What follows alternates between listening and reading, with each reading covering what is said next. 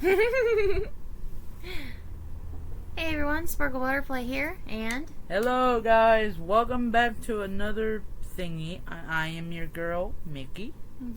A guest. Yes. not just a guest. Her sister. Yes. And today we are going back with reading Alice in Wonderland by Lewis Carroll. Yes. Or Alice's Adventures in Wonderland, excuse me. My Same bad. difference. Same difference. So yeah, it's been a long time since we did the last video on this, and we decided to get back to it today. So yeah. So we read chapters 1 through 4. I think so. Yeah. I don't remember who finished reading last time, so I'm gonna read the next chapter today. So yeah.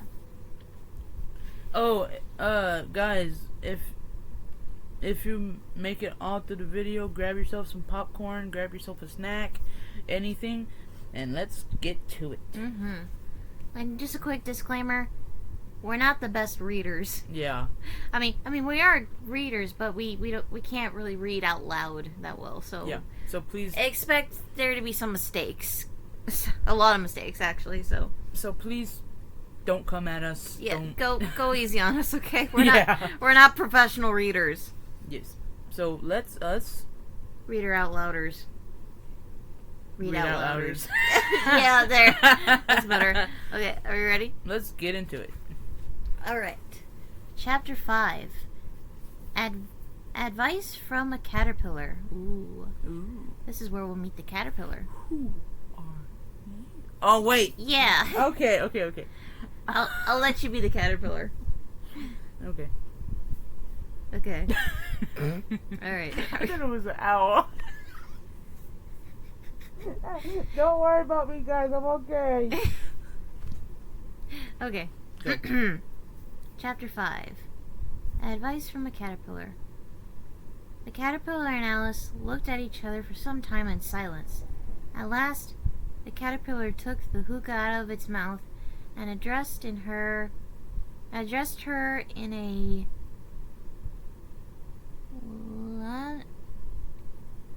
languid. What is that? What is that word? Where?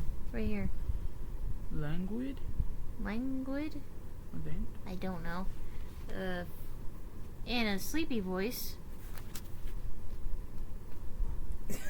Go ahead, do it, Who are you? said the caterpillar. This was not an encouraging opening for a conversation, Alice replied, rather shyly. I hardly know, sir. Just at present, at least I know who I was when I got up this morning. But I think I must have been changed several times since then, What do you mean by that? said the caterpillar sternly. Explain yourself. I can't explain myself, I'm afraid, sir, said Alice, because I'm not myself, you see, I don't see. said the caterpillar. I'm afraid I can't put it more clearly, Alice replied very politely, for I can't understand it myself to begin with. And being so many different sizes in a day is very confusing, It isn't. said the caterpillar. Well, perhaps you haven't found out so yet, said Alice. But when you have...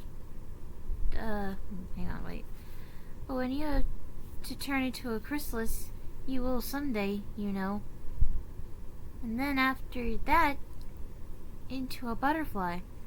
I should think you feel a little strange, won't you?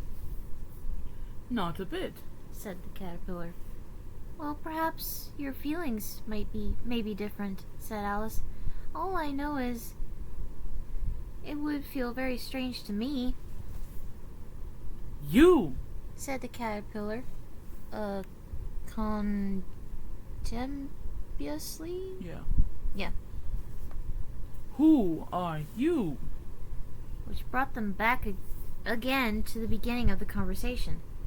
Alice felt a little irritated at the caterpillars making such very short remarks, and she drew herself up and said very gravely, "I think you ought to tell me who you are first," Why?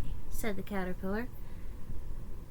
Here was another puzzling question, and as Alice could not think of any good reason, and as the caterpillar seemed to be in a very unpleasant state of mind, she turned away. Come back. The caterpillar called after her. I've something important to say. This sounded promising, certainly. Alice turned and came back again.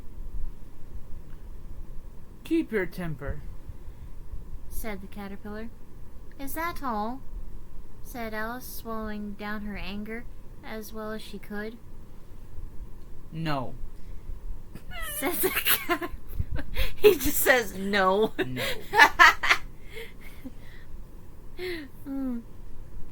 Alice thought she might as well wait, as she had nothing else to do, and perhaps after all it might tell her something worth hearing. For some minutes it puffed away without speaking, but at last it unfolded its arms, took the hookah out of its mouth again, and said, So you think you changed, do you? I'm afraid I am, sir, said Alice. I can't remember the things I used, and I don't keep the same size for 10 minutes together. Can't remember what things? Said the caterpillar. Well, I've tried to say,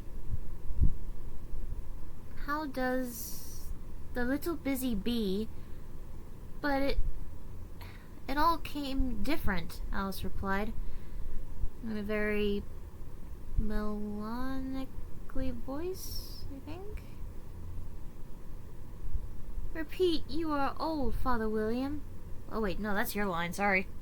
Repeat, you are old, Father William, said the caterpillar. I'm sorry. No, you're good. I did not see. Never mind. It's okay. Alice folded her hands and began. You are old, Father William, the young man said, and your hair has become very white. And yet you insistently stand on your head. Do you think at your age this is right? In my youth, Father William replied to his son, I fear it might injure the brain. But now that I'm perfectly sure I have none, why, I do it again and again. You are old, said the young, as I mentioned before, and have grown most uncommonly fat. Dang. This is harsh. Yet you have turned a back somersault in at the door. Pray, what is the reason for that?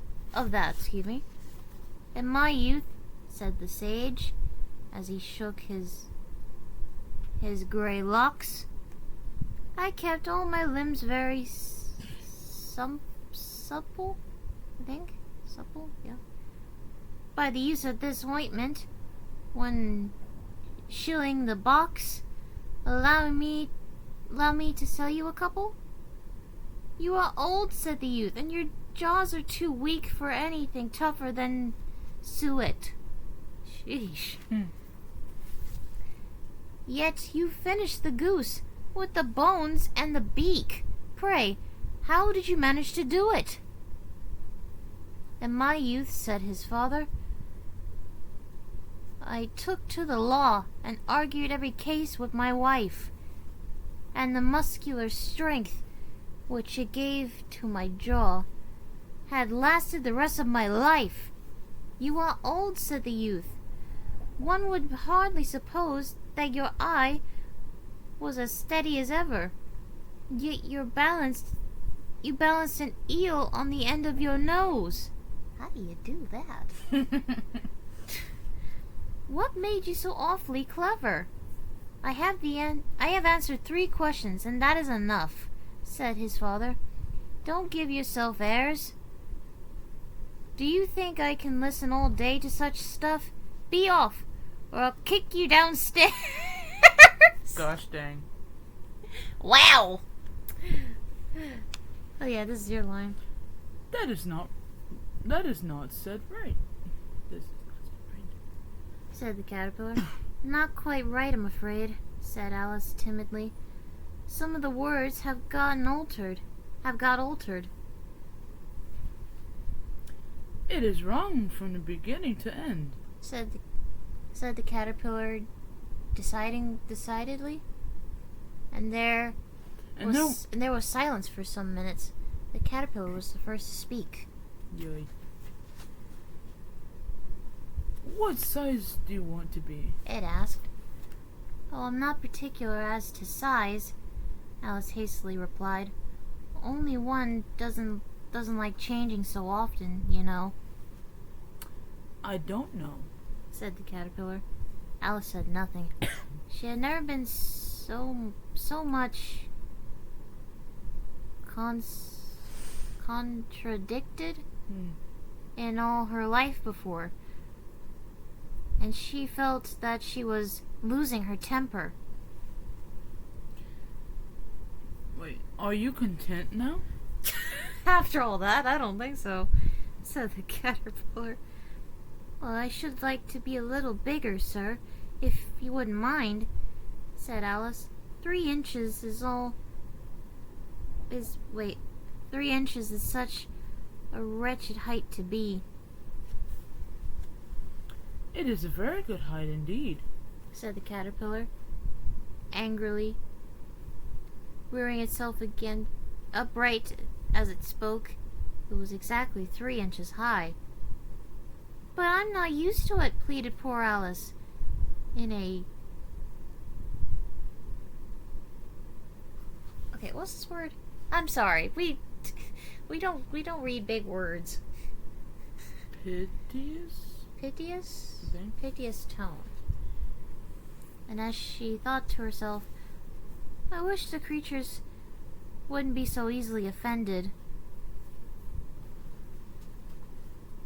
You'll get used to it in time, said the caterpillar, and it put the hookah into its mouth and began smoking again.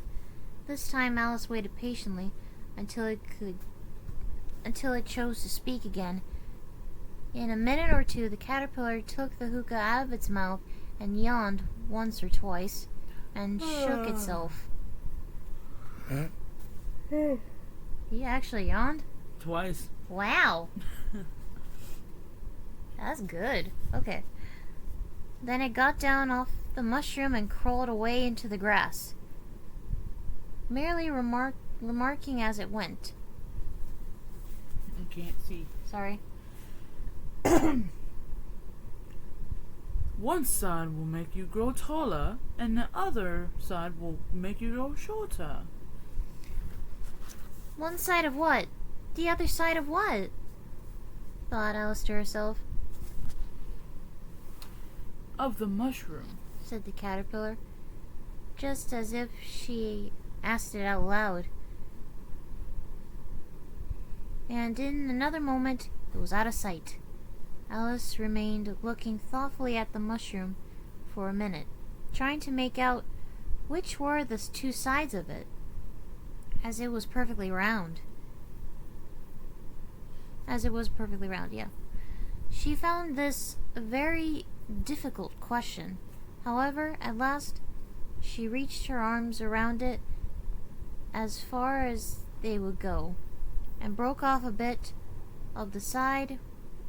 A bit of the edge, with each hand. Now, which is which?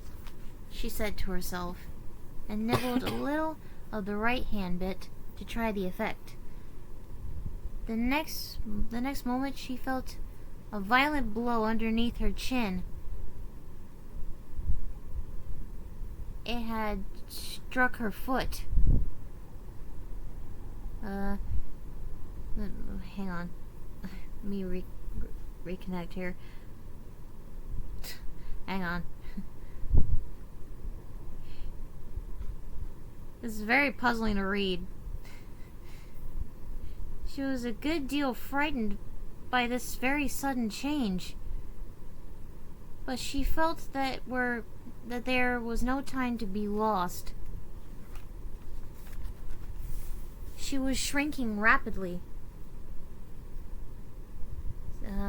So she set to work at once to eat some of the other bit. Her chin was pressed so closely against her foot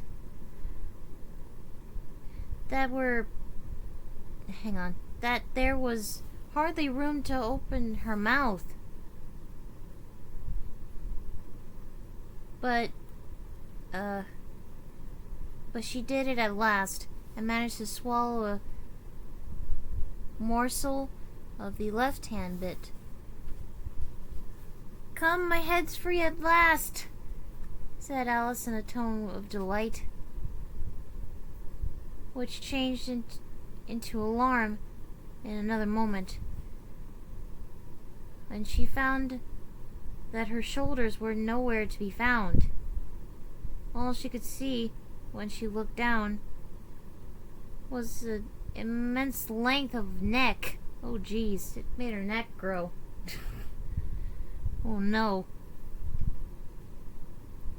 Which seemed to rise like a stalk of a sea of green leaves that lay far below her. "What can all that green stuff be?" said Alice. "And where have my shoulders got to? And oh, my poor hands! How is it I can't see you?" She was moving them about as she spoke, but no result seemed to follow, except a little shaking amongst the distant green leaves, as there seemed to be no chance of getting her hands up to her head. She tried to get her head down to them, and was delighted to find her neck would bend about easily in any direction, like a serpent. Oh goodness. Ooh. She had just succeeded in curving it down into a graceful zigzag, and was going to dive in amongst the leaves, which she found to be nothing but the tops of trees under which she had been wandering.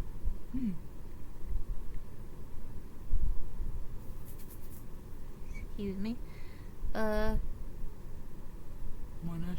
When a sharp hiss made her draw back in a hurry, a large pigeon had flown into her face. It was beating her violently with its wings.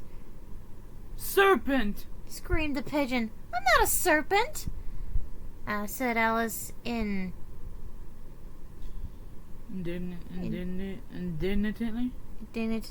"Leave me alone!" "Serpent, I say again!" repeated the pigeon, but in a more subdued tone, and added with a kind of sob, "Can't see.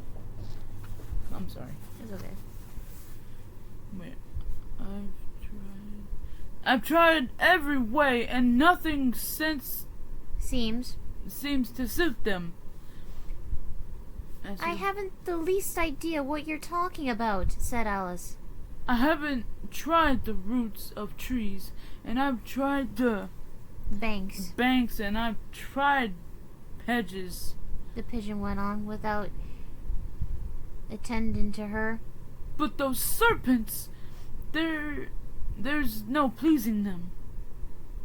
Alice was more and more puzzled, but she thought there was no use in saying anything more till the pigeon had finished.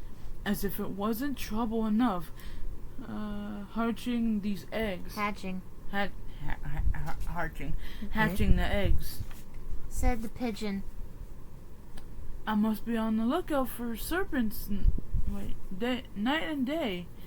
Why haven't I had a wink of them of sleep these 3 weeks?" "I'm very sorry you've been annoyed," said Alice, who was beginning to see its meaning.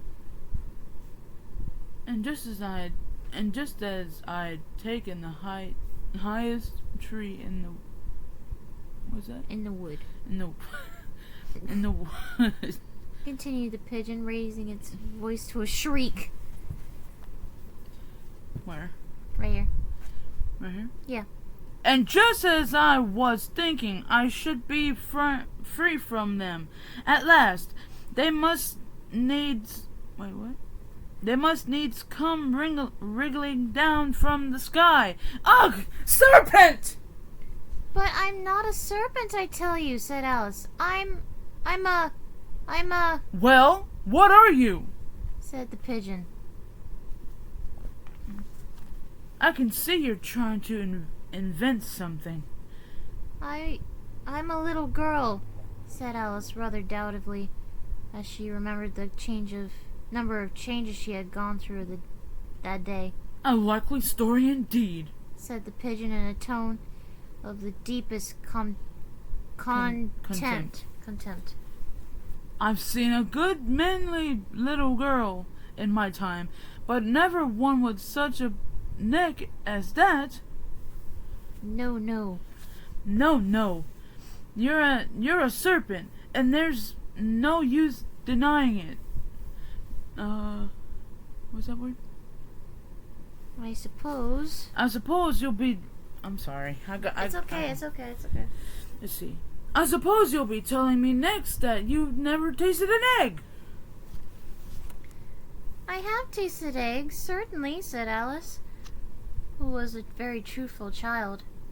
But little girls eat eggs quite as much as serpents do, you know. Where? I don't believe it. Yeah. I don't believe it, said the pigeon. But if they do, why then they're a kind of serpent. Wait, they're a kind of serpent. That's all I can say. This was such a new idea to Alice that she was quite silent for a minute or two, which gave the pigeon the opportunity of adding. You're looking for eggs. I know that well enough. And what does it matter to me whether you're a little girl or a serpent? It matters a good deal to me, Alice said hastily. But I'm not looking for eggs, as it happens. And if I was, I shouldn't want yours. I don't like them raw. Well, be off then, said the pigeon in a shilky tone. Sulky. Huh? It's sulky. Sulky? Sorry. As it settled down again into its nest, Alice crouched down among the trees as well as she could, for her neck kept getting entangled among the branches, and every now and then she had to stop and untwist it. After a while, she remembered that she still held the pieces of mushrooms in her hands, and she set to work very carefully, nibbling first at each one and then at the other, and growing sometimes tall and sometimes shorter until she had succeeded in bringing herself down to her usual height. That's okay. What happened? None. I got scratched, but nothing. Did you get a paper cut? No, I almost did though. That's okay. Stupid paper. Let's read. Why did I say it's okay?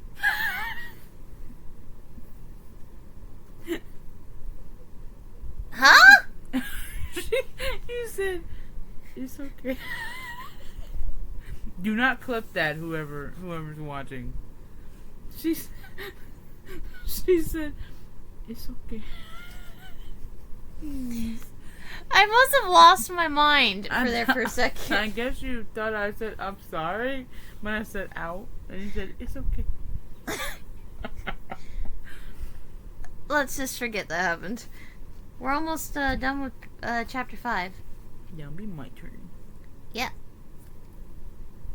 It was so long since she had been anything near the right size that it felt quite strange at first. But she got used to it in a few minutes, and began talking to herself as usual. Come! There's half my plan done now. How puzzling are all these changes are. I'm never sure what I'm going to be from one minute to another. However, I've gone back to the right size. Next thing, to get into that beautiful garden. How is that to be done, I wonder? As she said this, she came suddenly upon an open place, with a little house in it, about 4 feet high. Whoever lives here, thought Alice. It'll never do to come upon them this size. Why? I should frighten them. I should frighten them out of their wits. Dear, that wouldn't be good. Mm-mm.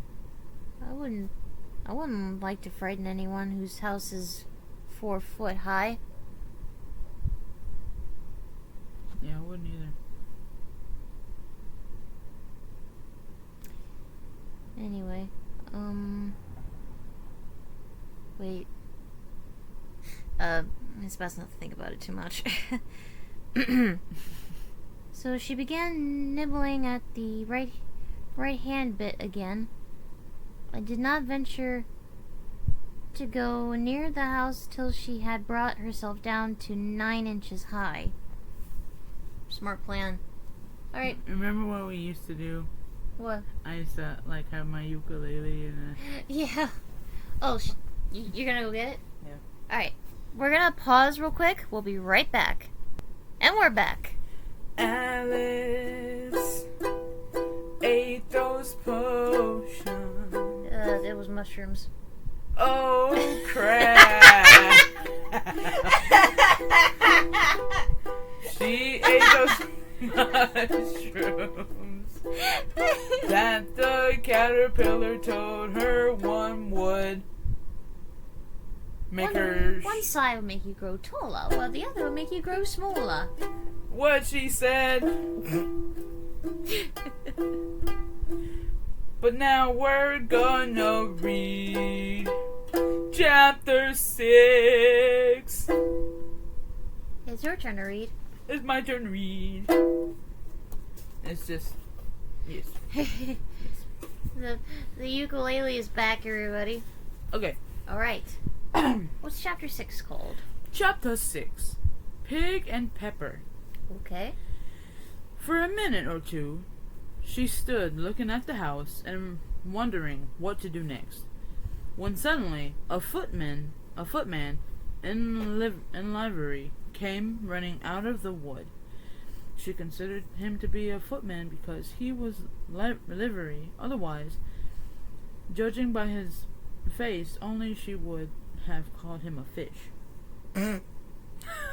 A fish! And rapped loudly out at the door.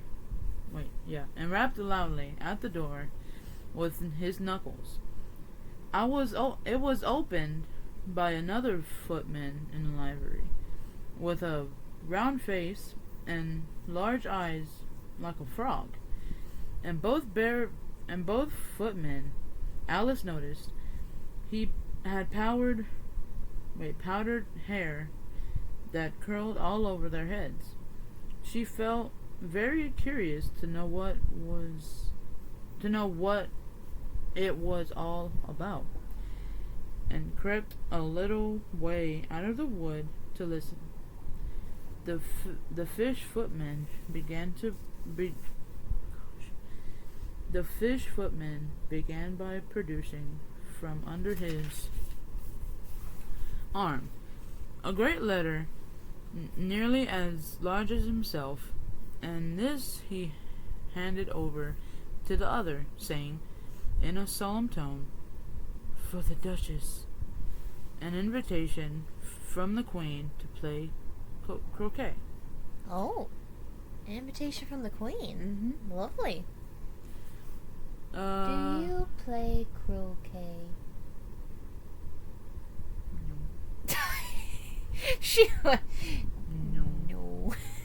Okay, I'm sorry. Go ahead. The frog footman repeated, in the solemn tone, only changing the order of the words a little.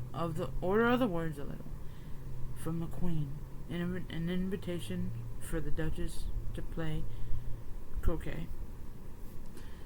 They, can you see it? Yeah, I see. Then they both bowed low, and their curls got entangled together.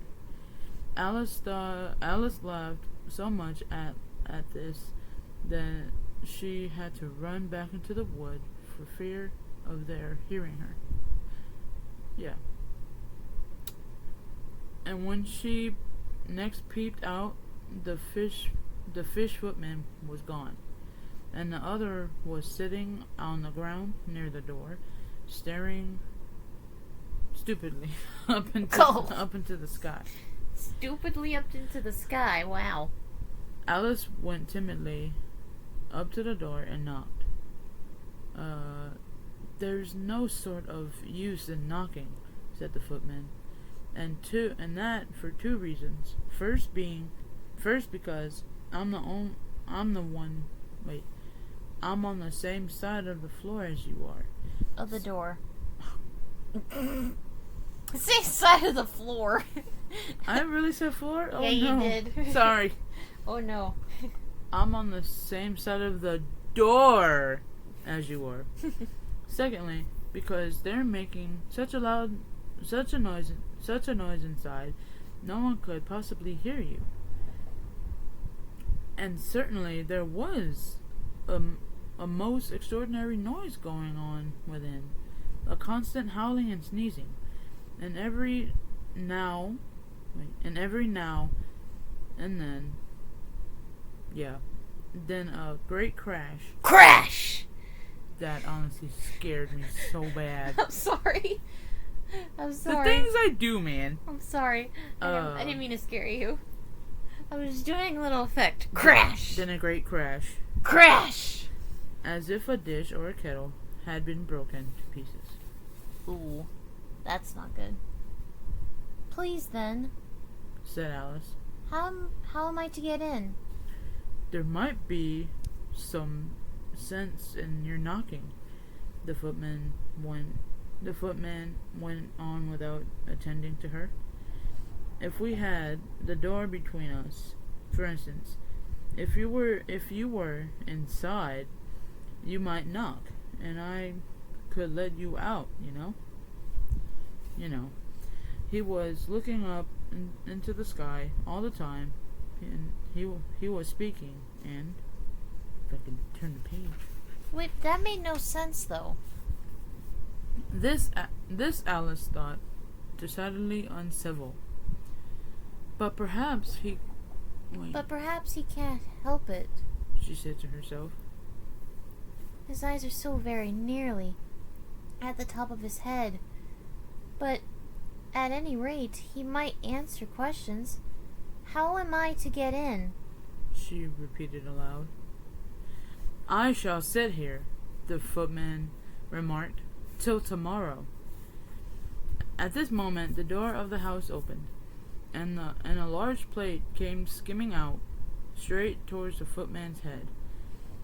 It just grazed his nose and broke to pieces against one of the trees behind him. Or next day, maybe.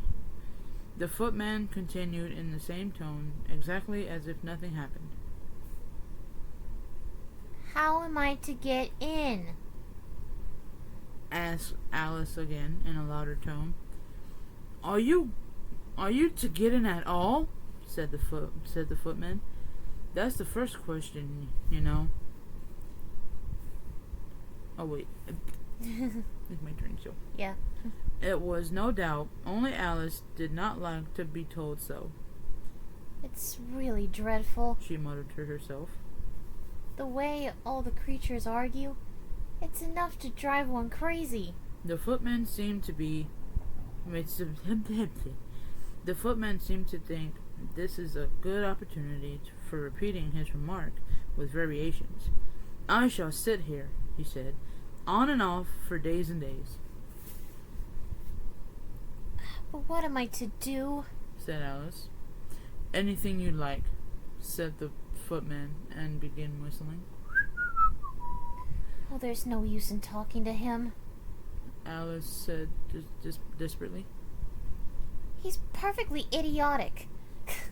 And she opened the door and went in. Oh, she just opened the door and, like, nothing... Wow. Okay. The door led right into a large kitchen, and which was full of smoke from one end to the other.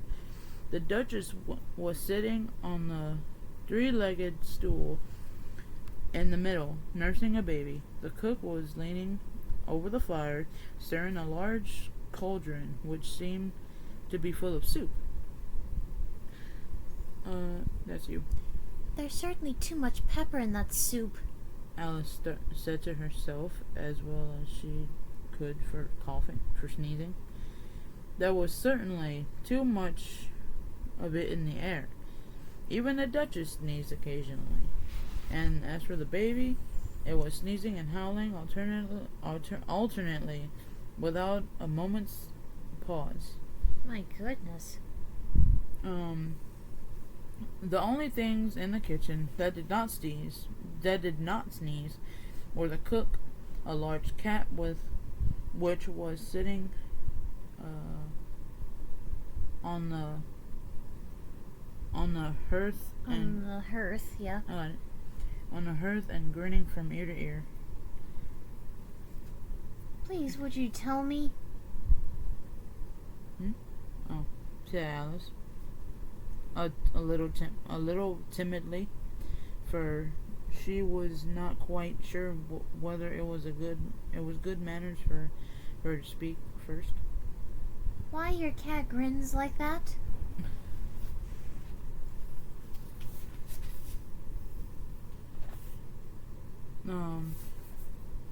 It's a Cheshire cat, said the Duchess, and that's why, pig. She said the last word with such sudden violence that Alice quite jumped, but she saw in another moment that it was addressed to the baby and not to her. So she took courage and went on again.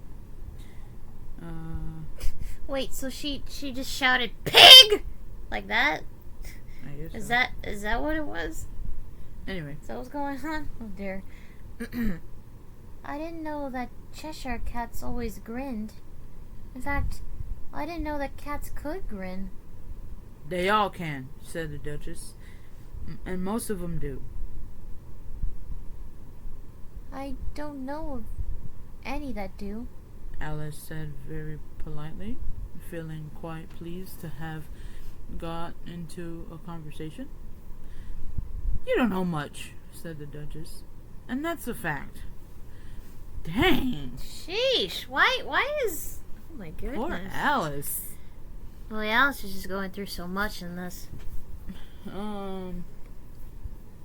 Alice did not at all like the tone of this remark, and thought it would be as well to introduce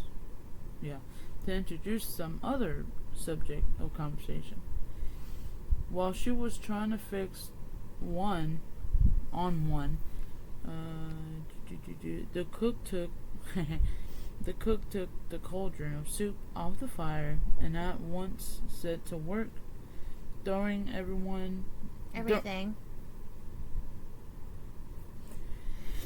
everything within her reach at the Duchess and the baby. The fire irons came first, then followed a shower of saucepans, plates, and dishes. The Duchess took no notice of them, even when they hit her. Dang. And the baby was howling so much already that it was quite impossible to say whether the blows hurt it or not. Oh, please, mind what you're doing. Cried Alice, jumping up and down in an agony of terror. Oh, there goes his precious nose. As an unusually large saucepan flew close by it and very nearly carried it off. If everyone minded their own business, the Duchess said in a hoarse growl, the world would go round a deal faster than it does. Which would not be an advantage.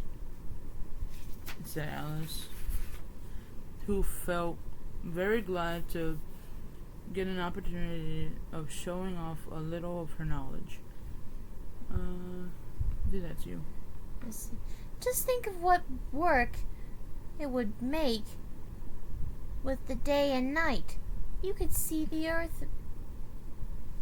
You see the Earth takes 24 hours to turn around on its axis. Talking of axes, said the Duchess, chop off her head!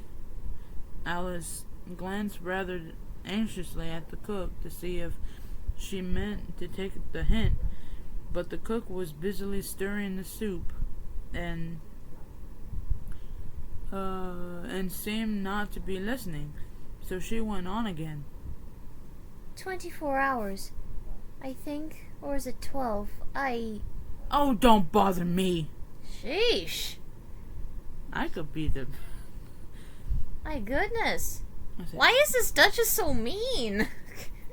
Oh, don't bother me, said the Duchess. I never could abide figures. Dang.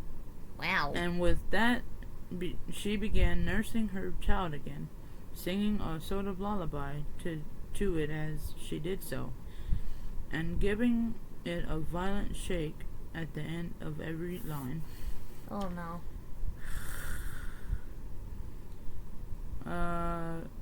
Speak roughly to your boy and beat him when he sneezes. He only does it to annoy because he know it teases. Chorus. In which the cook and the baby joined. Wow, wow, wow! While the Duchess sang the second verse of the song, she kept tossing the baby violently up and down, and the poor little thing howled so, that Alice could hardly hear the words. I speak severely to my boy. I beat him when he sneezes, for he can thoroughly enjoy the pepper when he pleases. Chorus. Wow, wow, wow! Here, you may nurse it for a bit if you like, the Duchess said to Alice, flinging the baby at her as she spoke. Is that me or her? Yeah. This is her. It must go. I must go. Hey! I must go and get ready to play croquet with the queen. And she hurried out of the room. The cook threw a frying pan after her and as she went out, but it just missed her. Alice caught the baby with some difficulty, as it was a strange shaped little creature. Dang, called a baby a creature. My goodness. And held out its arms and legs in all directions. Just like a starfish. Alice, thought Alice. The poor little thing was snorting like a steam engine when she, not 2 pages, just 1, caught it and kept doubling itself up and straightening itself out again. So that together, for the first minute or two, it was as much as she could do to it. To hold it. I got that down. As soon as she had made out the proper way of nursing it, which was to twist it up and into a sort of a knot, then keep tight hold of its right ear and left foot, so as to prevent it undoing itself? Hmm? Okay? She carried it out into the open air. If I don't take. Oh, that's me. Yeah. Oh, that's my cue, sorry. If I don't take this child with me, Thought Alice. They're sure to kill it in a day or two. Wouldn't it be murder to leave it behind? She said the last two words out loud, and the little thing grunted in reply. It had left off sneezing by this time. Don't grunt, said Alice. That's not at all a proper way of expressing yourself. That's a pig. Oh, it is. Okay. The baby grunted again, and Alice looked very anxiously into its face to see what was the matter with it. There could be no doubt that it had a very turn up nose. Much more like a snout than a real nose. Also, its eyes were getting extremely small for a baby. Altogether, Alice did not like the look of the thing at all. But perhaps it was only sobbing, she thought, and looked into its eyes again to see if there were any tears. Oh, yeah. No, there was no tears. If you're going to turn into a pig, my dear, said Alice. Seriously. I'll have nothing more to do with you. Mind now. The poor little thing sobbed again, or grunted. It was impossible to say which, and they went on for some while in silence. Alice was just beginning to think to herself. Now, when it wait. What am I to do with this creature when I get it home? When it grunted again so violently that she looked down into its face in some alarm. This time there could be no mistake about it. It was neither more or less than a pig. More nor less a pig.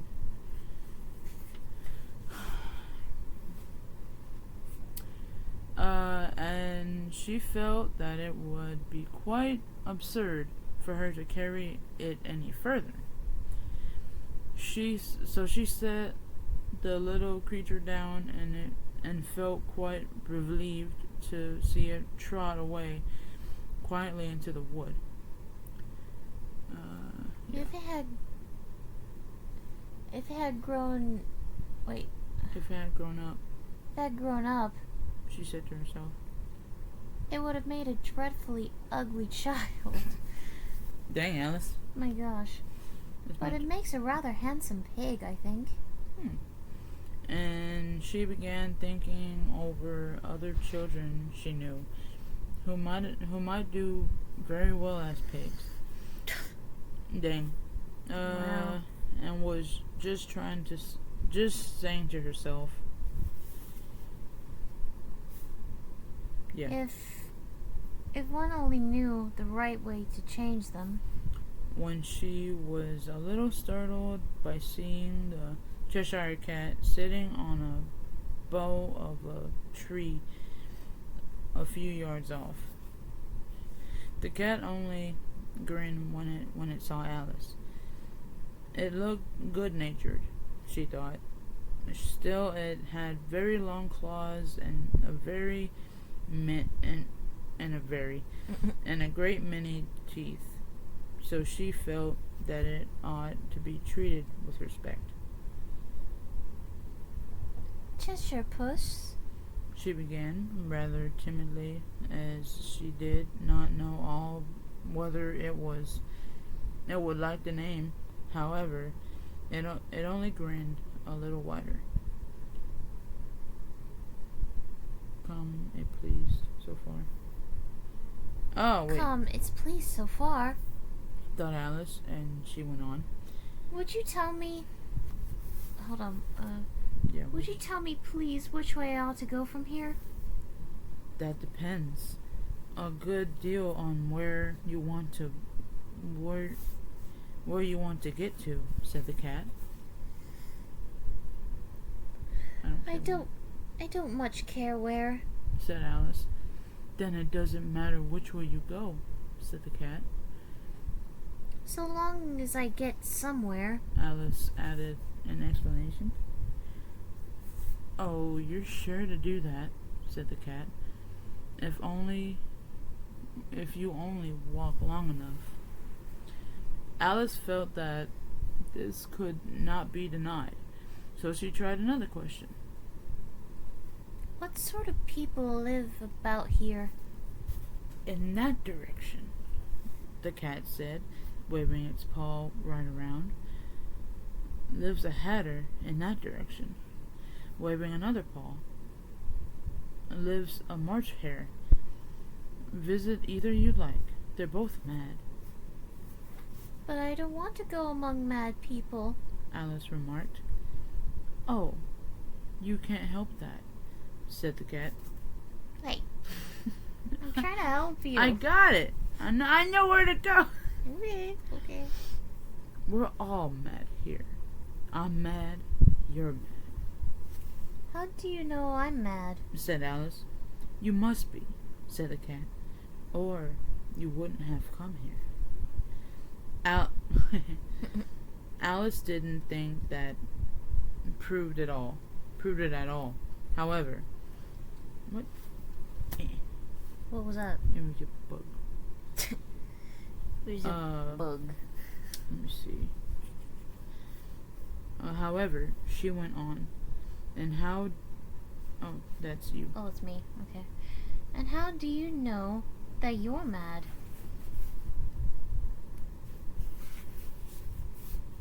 To begin with, the cat said, a dog's not mad. You grant that? I suppose so. Said Alice. Well then, the cat went on. The cat went on. You see, a dog growls when it's angry, and wags its tail when it's pleased. Now I growl when I'm pleased, and wag my tail when I'm angry. Therefore, I'm mad, I call it purring, not growling. said Alice. Call it what you like, said the cat. Do you play croquet with the queen today? I should like it very much, Said Alice. but I haven't been invited yet. You'll see me there, said the cat, and vanished. Alice was not much surprised at this. She was getting so used to strange things happening. While she was looking at that place where it had been, it suddenly appeared again. By the by, what became of the baby? Said the cat. I'd nearly forgotten to ask. It turned into a pig. Alice quietly said, just as if it had come back in the natural way. I thought it would, said the cat, and vanished again. Alice waited a little, half expecting to see it again, but it did not appear, and after a minute or two, she walked in the direction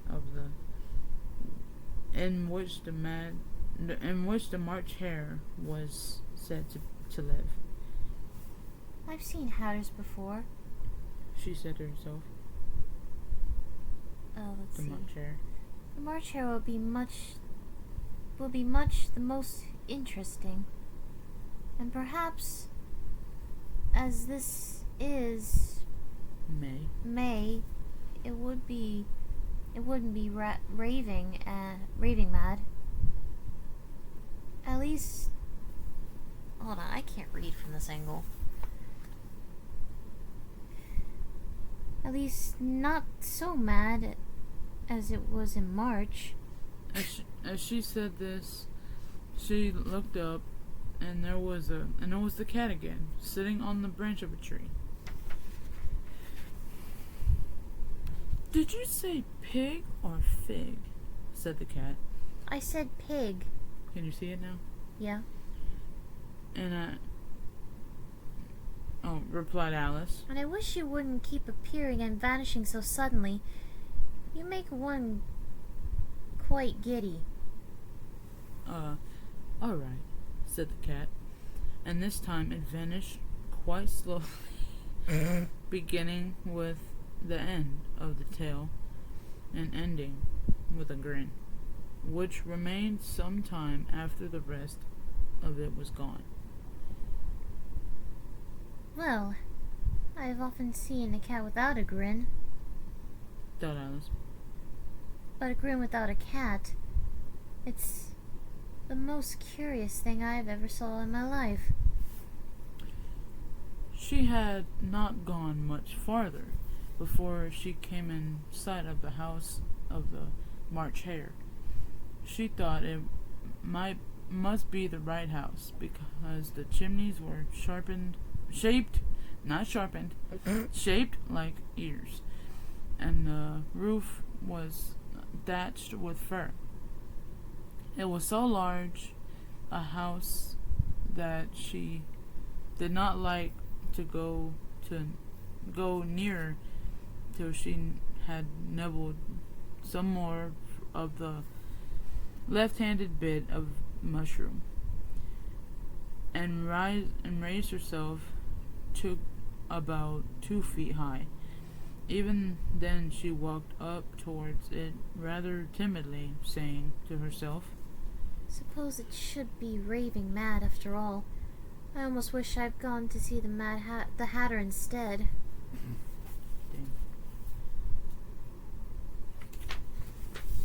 Alright, now it's my turn. Chapter 7. A Mad Tea Party. Oh boy, this ought to be interesting. There was a table set out under a tree in front of the house, and the March Hare and the Hatter were having tea at it. A dormouse was sitting between them, fast asleep, and the other two were using it as a cushion, resting their elbows on it. Oh my goodness. And talking over its head. Very comfortable for the dormouse, thought Alice. Only as it sleeps. Oh my gosh. Only as it's asleep. I suppose it doesn't mind. The table was a large one, but the three were all crowded together at one corner of it. No room, no room, they cried out when they saw Alice coming. There's plenty of room, said Alice indignantly. Yeah. Indignantly. Indignantly. And she sat down in a large armchair at one end of the table. Have some wine, the March Hare said in an encouraging tone. What? You. Okay. Alice looked all around the table, but there was nothing on it but tea. I don't see any wine, she remarked. There isn't any, said the March Hare. Then it wasn't very civil of you to offer it, said Alice angrily. It wasn't very civil of you to sit down without being invited, said the March Hare. I didn't know it was your table, said Alice. It laid for a great many more than 3. Your hair wants cutting, said the Hatter. He said oh my gosh. He had been looking at Alice for some time with great curiosity, and this was his first speech. You should learn not to make personal remarks, Alice said with some severity. It's very rude. The Hatter opened its eyes, very wide on hearing this, but all he said was, Why is a raven like a writing desk? Ooh, hey, I remember this. This was from the movie. Yeah. Come, we shall have some fun now, thought Alice. I'm glad they've begun asking riddles. I believe I can guess that, she added aloud. Do you mean that you think you can find out the answer to it? Said the March Hare. Exactly so. Then you should say what you mean, the March Hare went on. I do, Alice hastily replied. At least I mean what I say. That's the same thing, you know. Not the same thing a bit, said the Hatter. You might just as well say that I see what I eat is the same thing as I eat what I see. You might just as well say, added the March Hare, that I like what I get is the same thing as I get what I like. You must just as well say, added the Dormouse, who seemed to be talking in his sleep, that I breathe when I sleep is the same thing I sleep when I breathe. It is the same thing with you, said the Hatter, and here the conversation dropped, and the party sat silent for a minute, while Alice thought over all she could remember about ravens and writing desks, which wasn't much. The Hatter was the first to break the silence. What day of the month is it? He said, turning to Alice. He had taken his watch out of his pocket and was looking at it uneasily, shaking it every now and then, holding it up to his ear. Alice considered a little and then said, The 4th. 2 days wrong, sighed the Hatter. I told you butter wouldn't suit the works, he added, looking angrily at the March Hare. It was the best butter, the March Hare meekly replied. Yes, but some crumbs might have gotten in as well, the Hatter grumbled. You shouldn't have put it in with that butter knife. Oh, I see. It's like from the classic animated version. Yeah, trying to fix the watch with the butter and jam and whatnot. Yeah. I know exactly what they're Doesn't talking about. he break the thing? Yeah, it does break. Crazy. The March Hare took the watch and looked at it gloomingly, and then he dipped it into his cup of tea and looked at it again. But he could think of nothing better to say than his first remarks. It was the best butter, you know. Alice had been looking over his shoulder with some curiosity. What a funny watch, she remarked. It tells the day of the month, and it doesn't tell what o'clock it is. Why should it? muttered the Hatter. Does yours tell you what year it is? Of course not. Alice replied very readingly. But that's because it stays the same year for such a long time together. Which is just the case with mine, said the Hatter. Alice felt dreadfully puzzled. The Hatter's remark seemed to have no sort of meaning in it, and yet it was certainly English. I don't quite understand you, she said, as politely as she could.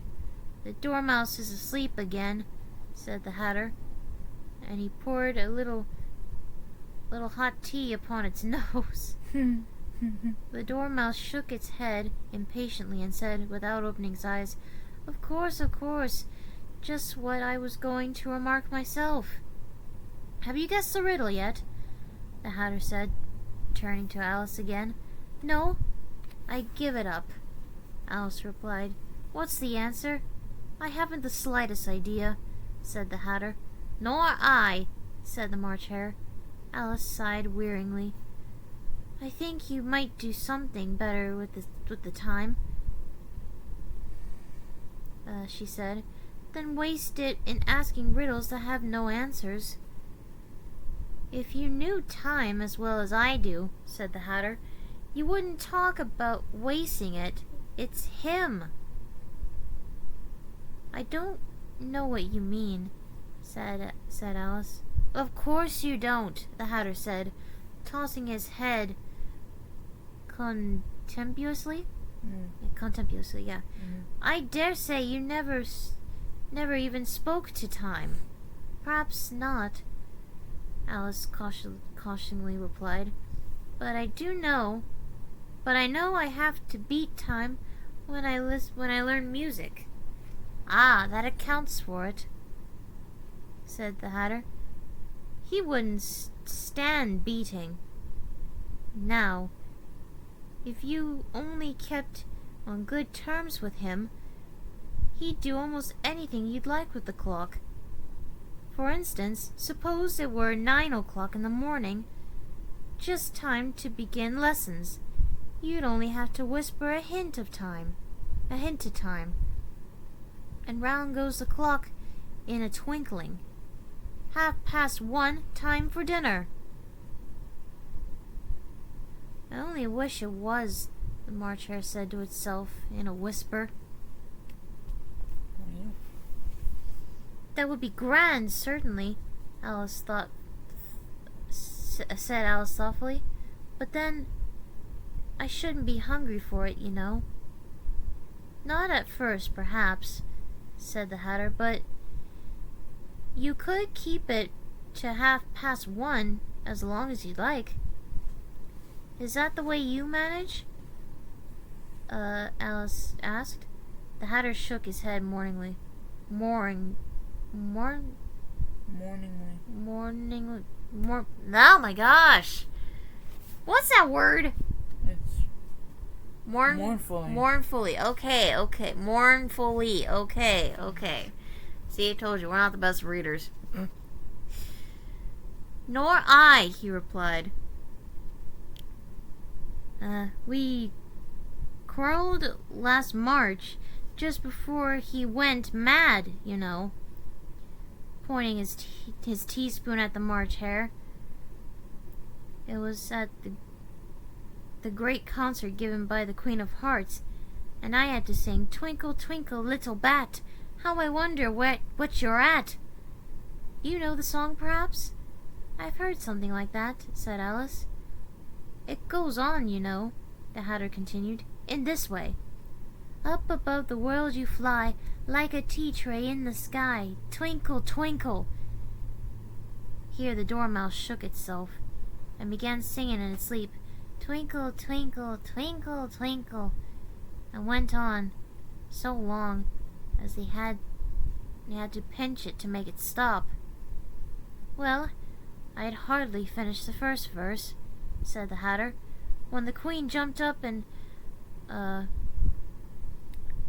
bawled out, "He's murdering the time off with his head!" Excuse me. How dreadfully savage, exclaimed Alice. And ever since that, the Hatter went on in a mournful tone, he won't do a thing I asked. It's always 6 o'clock now. A bright idea came to Alice's head. Is that the reason so many tea things are put out here? She asked. Yes, that's it, said the Hatter with a sigh. Are you okay? I'm just listening. Okay. It's always tea time, and we've no time to wash the things between whiles. Then you keep moving around, I suppose, said Alice. Exactly so, said the Hatter, as the things get used up. But what happens when you come to the beginning again? Alice ventured to ask. Suppose we change the subject? The March Hare interrupted, yawning. I'm getting tired of this. I vote the young lady tell us a story. I'm afraid I don't know one. said Alice, rather alarmed at the proposal. Then the Dormouse shall, they both cried. Wake up, Dormouse! They pinched on it on both sides at once. The Dormouse slowly opened its eyes. I wasn't asleep, he said, in a little hoarse, feeble voice. Hmm? Is Feeble. it feeble? Yeah. Yes. I heard every word you fellows were saying. Tell us a story, said the March Hare. Yes, please do, pleaded Alice. And be quick about it, added the Hatter, or you'll be asleep again before it's done.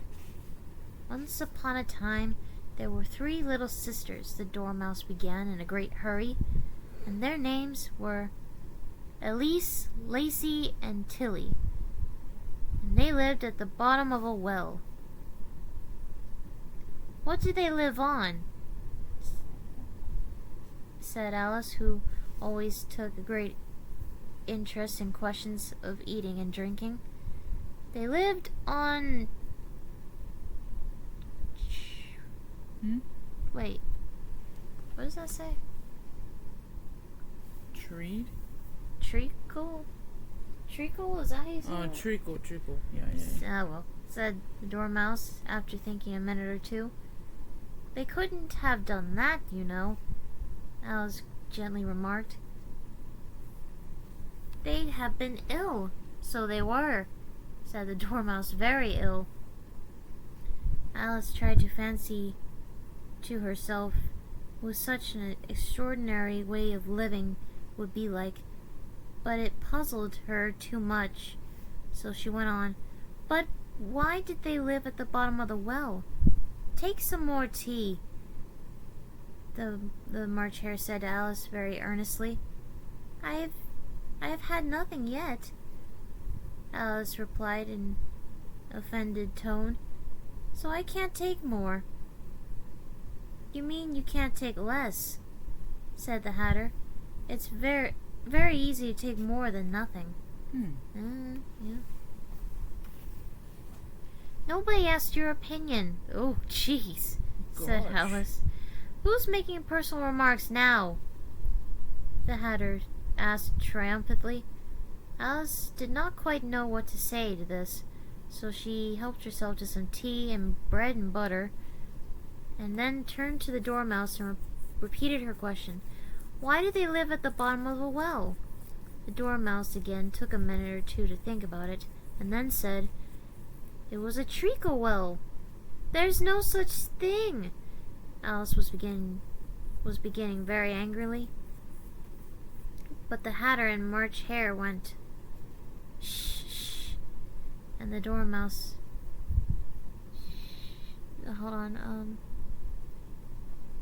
Sulkily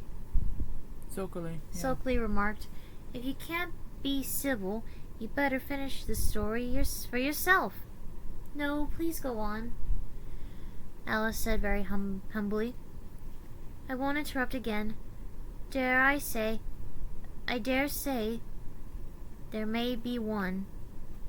One indeed, said the Dormouse indignantly.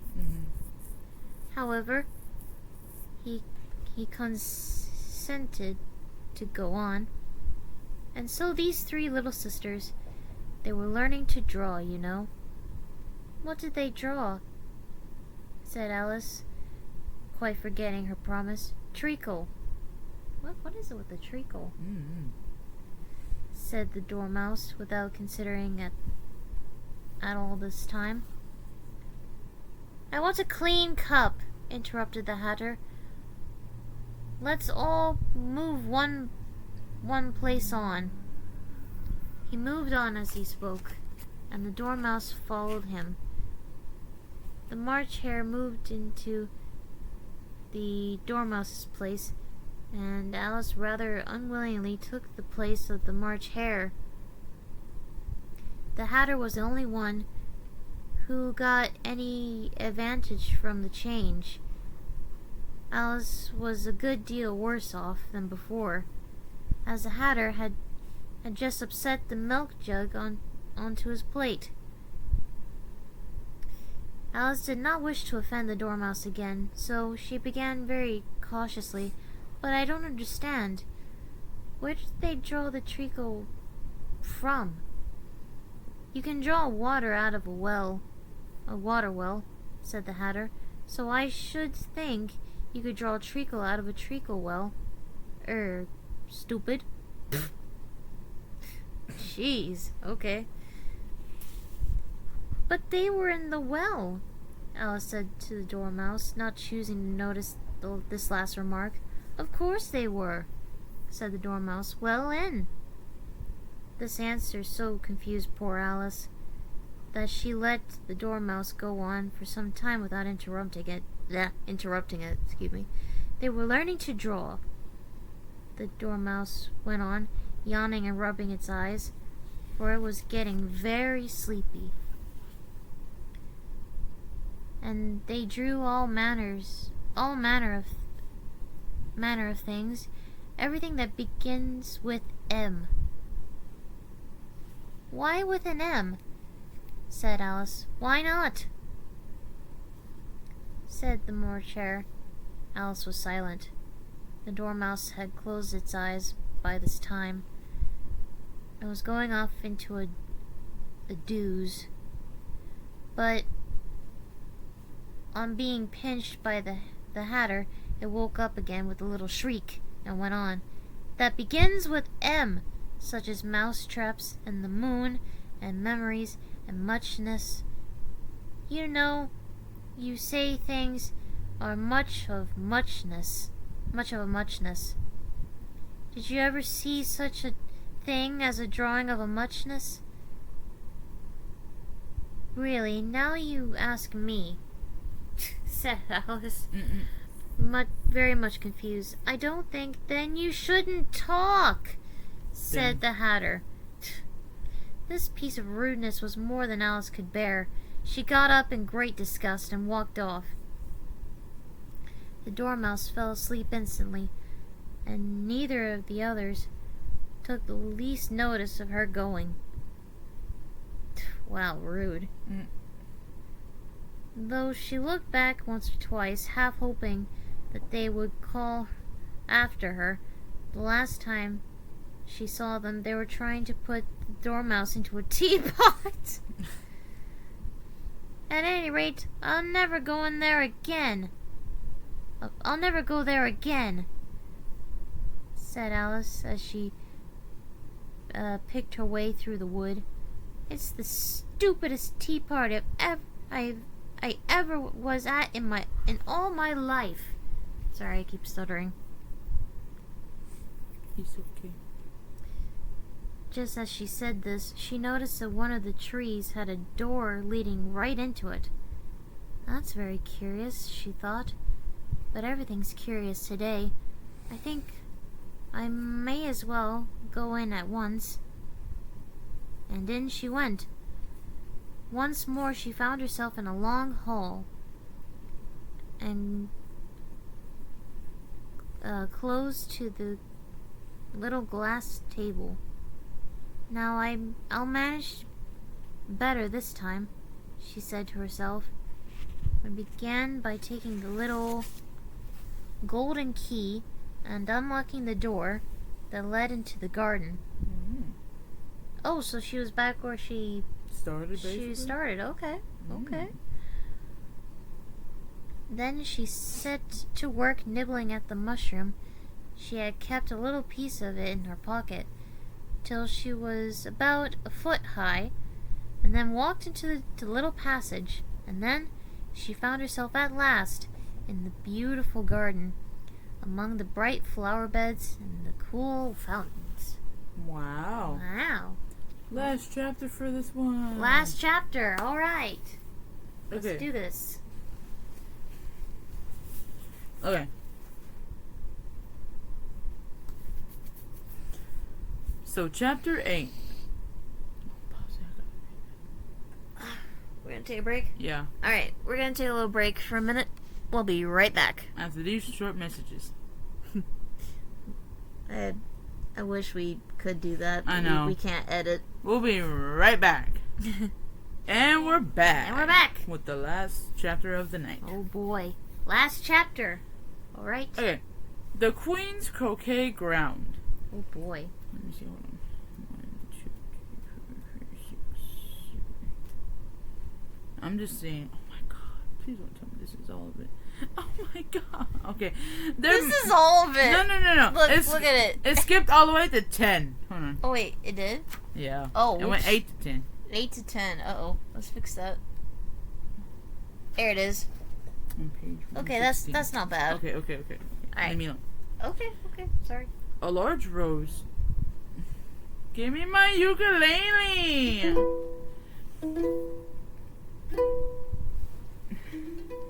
Alice met the Mad Hatter and the Cheshire Cat.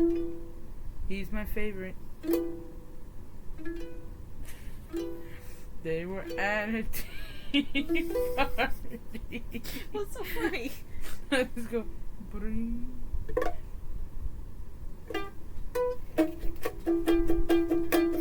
Ukulele solo. Okay. This isn't... There's no time for messing around. Okay.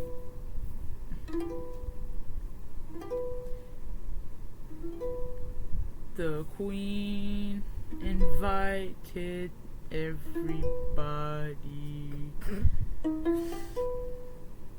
to go play croquet with the Queen. There's a hair on me. Ew. Sorry. And Alice, unfortunately,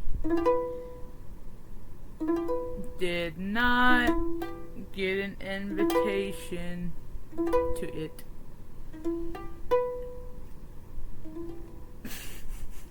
Kind of sounds like a harp when I do that. We gotta read that one next. Oh yeah, Through the that'd looking glass. be fun.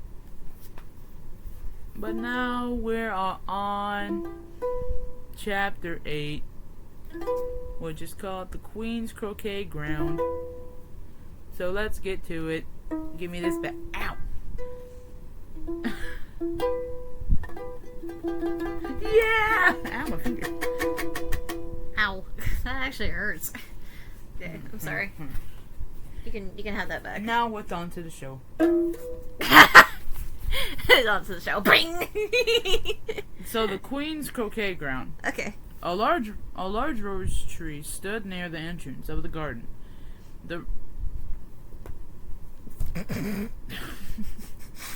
I saw a notification. Okay, go Okay. ahead. Oh man! Give me No! that. No! Get my phone! Okay. Go ahead and Anyway. read. Chaos. A large rose tree stood near the entrance of the garden. The roses growing on it were white. Ooh, white Oh, roses. White roses. White roses are pretty.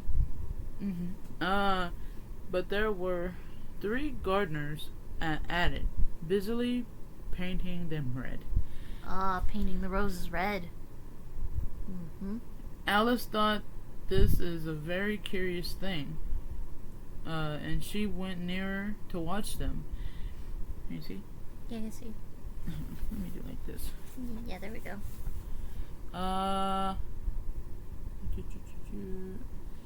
Went nearer to watch them, and just as she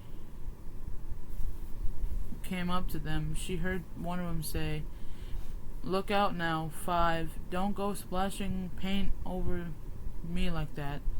I couldn't help it." I couldn't help it, said 5 in a sulky tone. 7 jogged my elbow, on which 7 looked up and said, "That's right, 5. Always lay the blame on others. You'd better not talk," said 5. I heard the Queen. Yeah, let me help you. There you go. I heard the Queen say only yesterday you deserved to be beheaded. What for? Said the one who had spoken first. That's none of your business, that's none of your business, too, said 7. Yes, It is his business, said Five, and I'll tell him it was for bringing the cooked tulip roots instead of onions. Seven flung down his brush and had just begun. Well, all of it. Well, of all things. All of all the unjust things. Thank you. You're welcome. When his eyes chanced to fall upon Alice, and she stood watching them, and he checked himself suddenly. The others looked around also, and all of them bowed low. Would you tell me, Said Alice. Oh, a little timidly. why are you painting those roses? 5 and 7 said nothing, but looked at 2. 2 began in a low voice. Why, the fact is, you see, miss, this here ought to have been a red rose tree, and we put a white one in by mistake. And if the queen was to find out, we should have all of our heads cut off, you know. So you see, miss, we're doing our best afore she comes to. At this moment, 5, who had been anxiously looking across the garden, called out, "The Queen! The Queen!" And the 3 gardeners instantly threw themselves flat and upon their faces. There was a sound of many footsteps, and Alice looked around, eager to see the Queen. First came 10 soldiers carrying clubs. These were all shaped like the 3 gardeners, oblong and flat, with their hands and feet at the corners. Next, the 10 courtiers. How do you say that? Courtiers? Quarters? Okay. Quarters? I don't know. These were ornamented all over with diamonds and walked 2 and 2 as the soldiers did. After these came the royal children. There were 10 of them, and the little dears came jumping merrily along, hand in hand, in couples. They were all ornamented with hearts. Just like I said with emerald. Next We ought to tell that story later. Next came the guests, mostly kings and queens, and among them all, Alice recognized. Wait. Oh wait. I was just checking. White Rabbit. It was talking in a hurried, nervous manner, smiling at everything that was said, and went by without noticing her. I can't read like this. It's okay. It's okay. Can you see though? Kind of. Whenever you read, I'm just Okay. give it to you. Then followed the Knave of Hearts, carrying the king's crown on a crimson velvet cushion. And last of all, the grand procession came. The King and Queen of Hearts! Alice was rather doubtful whether she ought to not lie down on her face like the 3 gardeners, but she could not remember ever having heard of such a rule at processions. Is that you? Let me see. Yeah, that's you. And besides, what would be the use of a procession? Then thought she. If people had all to lie down upon their faces so that they couldn't see it. So she stood where she was and waited. When the procession came opposite to Alice, they all stopped and looked at her. And the queen said severely, "Who is this?" She said it to the Knave of Hearts, who only bowed and smiled in reply. "Idiot!" said the queen, tossing her head impatiently, and turning to Alice, she went on. "What's your name, child?" My name is Alice. So please, Your Majesty. She said Alice very politely, and she added to herself, Why are there only a pack of cards after all? I needn't be afraid of them. "And who are these?" said the queen, pointing to the 3 gardeners who were lying around the rose tree. For you see, as they were lying on their faces and the pattern on their backs was the same as the rest of the pack, she could not tell whether there were gardeners or soldiers or courtiers or 3 of her own children.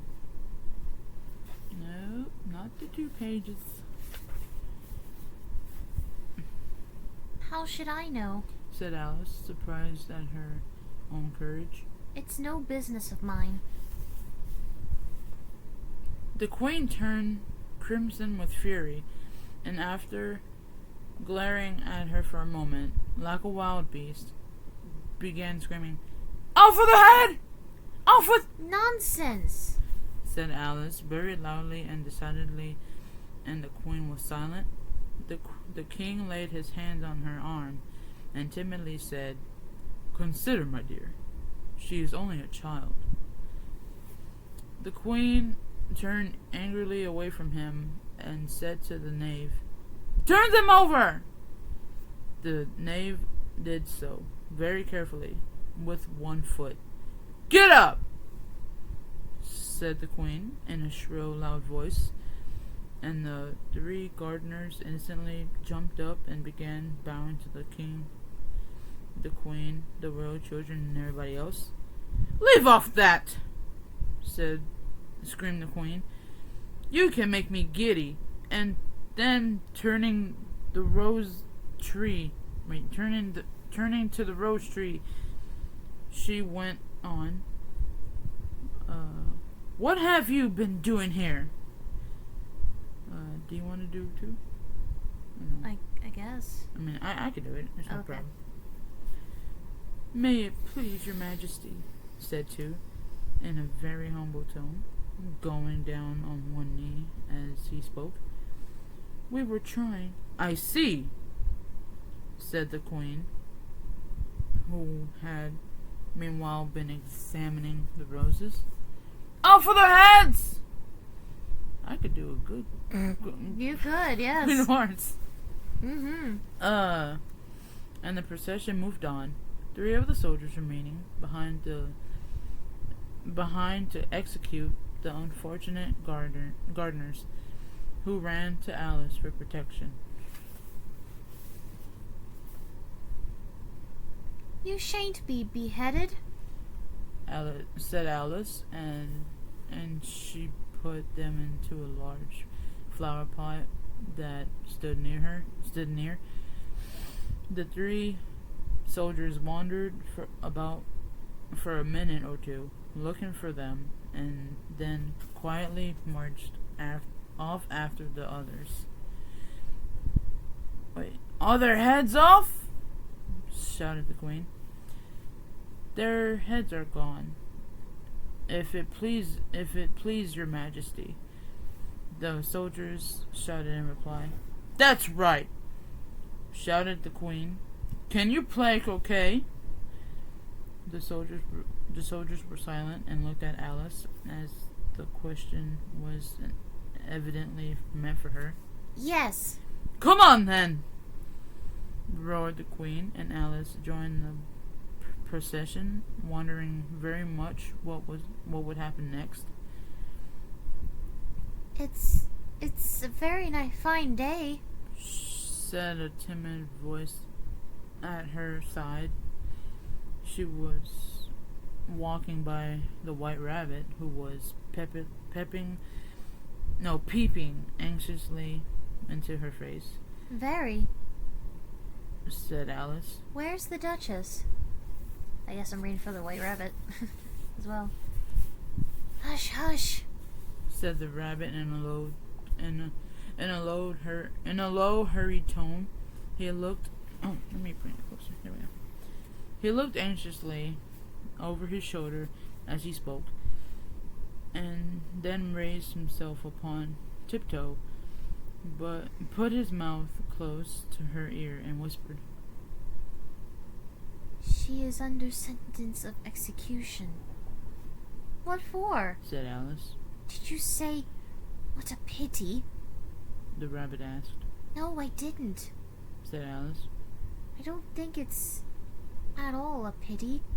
I said, what for? She boxed the Queen's ears. The rabbit began. Yeah, that Alice gave a little scream of laughter. Oh, hush. The rabbit whispered in a frightened tone. The Queen will hear you. You see, she came rather late, and the Queen said... Oh, get to your places! Shouted the Queen in a voice of thunder, and people began running about in all directions, tumbling up against each other. However, they got settled down in a minute or two, and the game began. Alice thought she had never seen such a curious croquet ground in her. Yes, I said that right. Mm-hmm. In all her life, it was all ridges and furrows. The balls were live hedgehogs. The mallet was a flamingo. The mallets live flamingos. And the soldiers had to double themselves up and to stand on their heads and feet. Hands and feet to make arches, yeah. Yeah. Hands and feet to make arches. Mm-hmm. The chief difficulty Alice found at first was in managing her flamingo. She succeeded in getting its body tucked away comfortably enough under her arm, with its legs hanging down.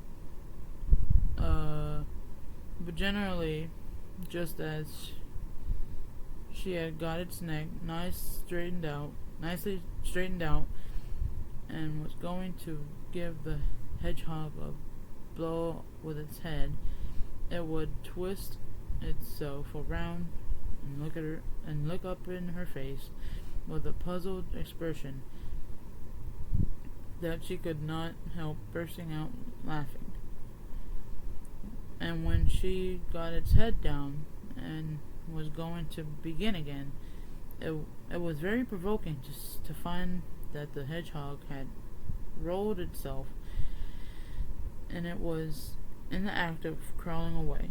Besides all this, there was generally a ridge or furrow in the way whatever she wanted to send the hedgehog to, and as the doubled up soldiers were always getting up and walking off to other parts of the ground. Alice soon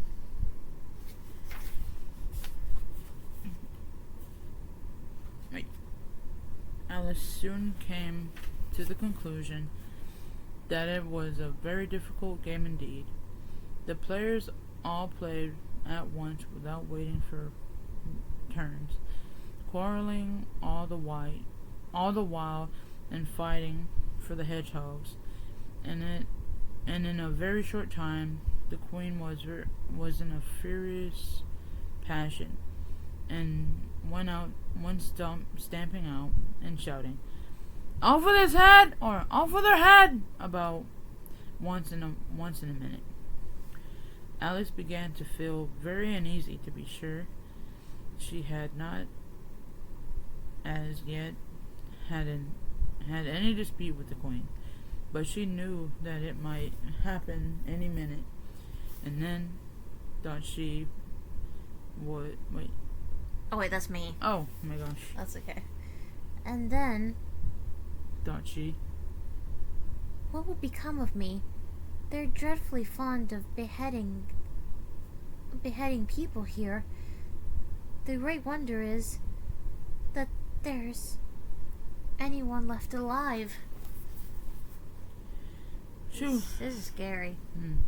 She was looking about for some way of escape, and wondering whether she could get away without being seen, when she noticed a curious appearance in the air. It puzzled her very much at first, but after watching it a minute or two, she made it out to be a grin, and she said to herself, It's the Cheshire Cat. Now I shall have somebody to talk to. "How are you getting on?" said the cat, as soon as there was mouth enough for it to speak with. Alice waited till the eyes appeared, and then nodded. It's no use speaking to it She thought. till its ears have come, or at least one of them. In another minute, the whole head appeared, and then Alice put down her flamingo and began an account of the game, feeling very glad she had someone to listen to her. The cat seemed to think that there was enough of it now in sight, and no more of it appeared. I don't think they play at all fairly. Alice began in rather a complaining tone. And they all quarrel so dreadfully one can't hear oneself speak. And they don't seem to have any rules in particular. At least, if there are, nobody seems to attend to them. And you have no idea how confusing it is, all the things being alive, for instance. There's the arch I've got to go through, next walking about at the other end of the ground. And I should have croqueted the queen's hedgehog just now, only it ran away when it saw mine coming. "How do you like the queen?" said the cat in a low voice. Not at all. Said Alice. She's so extremely... Just then she noticed that the queen was close behind her. Oh dear.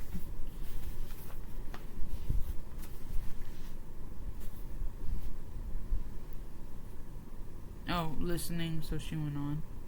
Likely to win. That it's hardly worth while finishing the game. The queen smiled and passed on. "Who are you talking to?" Said the king, coming up to Alice and looking at the cat's head with great curiosity. It's a friend of mine, a Cheshire Cat. Said Alice. Allow me to introduce it. I don't like the look of it at all, said the king.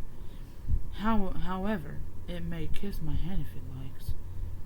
I'd rather not, said the cat remarks. Don't be impertinent, I don't know what that says. said the king, and don't look at me like that. He got behind Alice as he spoke. A cat, Oh, wait. A cat may look at a king. said Alice. I've read that in some book, but I don't remember where. Well, it must be removed, said the king very decidedly, and he called out to the queen, who was passing at the moment. My dear, I wish you would have this cat removed. The the queen had only one way of settling all difficulties, great or small. Off with his head! She said, without even looking around. I'll fetch the executioner myself, said the king eagerly, and hurried off. Alice thought she might as well go back and see how the game was going on. And she heard the queen's voice in the distance, screaming with passion. She had already heard her sentence 3 of the players to be executed for having missed their turns, and she did not like the look of things at all, as the game was in such confusion that she never knew whether it was her turn or not. So she went in search for her hedgehog. The hedgehog was engaged in a fight with another hedgehog, which seemed to Alice an excellent opportunity for croqueting one of them with each other, with the other. The only difficulty was that her flamingo was gone across to the other side of the garden, where Alice could see it trying in a helpless sort of way to fly up into a tree. By the time can you see? Yeah. By the time she had caught the flamingo, it brought it back. The fight was over, and both the hedgehogs were out of sight. But it doesn't matter much, Thought Alice. as all the arches are gone from this side of the ground. So she tucked it away under her arm, that it might not escape again, and went back for a little more conversation with her friend. When she got back to the Cheshire Cat, she was surprised to find quite a large crowd collected around it.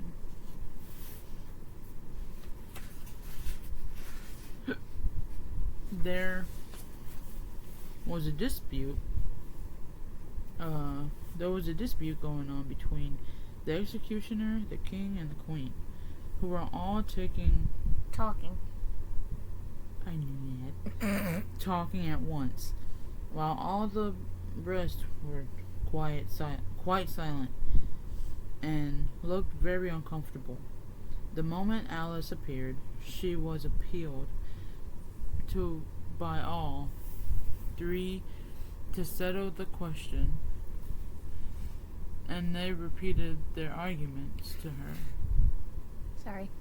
her, though as they all spoke at once, she found it very hard indeed to make out exactly what they said. The executioner's argument was that you couldn't cut off a head unless there was a body to cut it off from.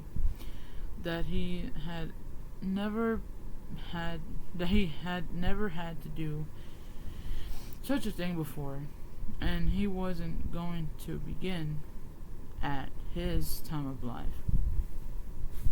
The king's argument was that anything that had a head could be beheaded, and that you weren't to talk nonsense. The queen's argument was that if something wasn't done about it in less than no time, she'd have everybody executed all around. It was this last remark that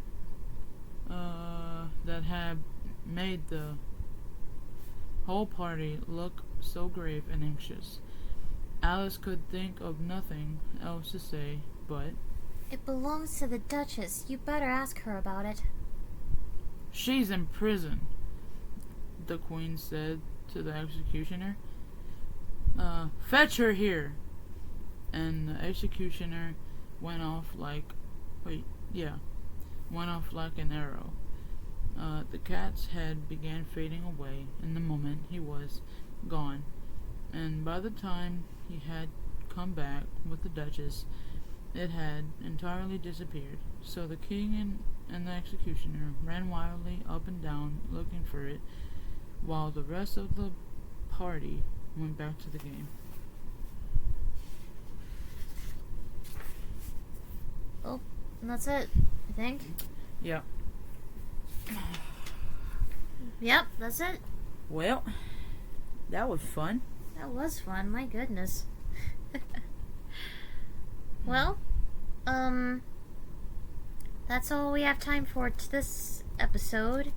And let me see how many. I don't know what that is.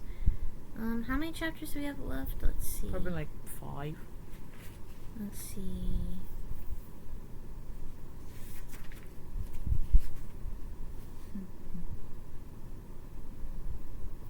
No, 4. Oh, I was close enough. Okay, so we'll be reading the final 4 chapters in the next episode, and then after that we'll move on to another story. Yeah, so thank you guys so much for staying till the end for an hour, almost 2 hours. So Yeah. And I hope we hope you guys enjoyed. This has been Mickey and Sparkle. Sparkle and me. Mm-hmm. And we hope you guys have a wonderful day, night, wherever you are. And I hope you did find this entertaining. Yeah, sorry for our mess ups. Yeah, like I said, we're not the best read out louders. So remember to stay positive. Positive vibes only. Mm-hmm. That's what I go by. Mm-hmm. So, yeah, I hope you guys have a great night, day, whatever. And this has been us. Yeah. And like always, keep calm and sparkle on always next video, and we will see you there. I'm Sparkle Butterfly. And Mickey, and don't forget, if you don't have no BTS merchandise, what the heck are you doing? Go buy some. and we'll see you in the next one. Peace out. Bye. You're all the best. Bye. Bye.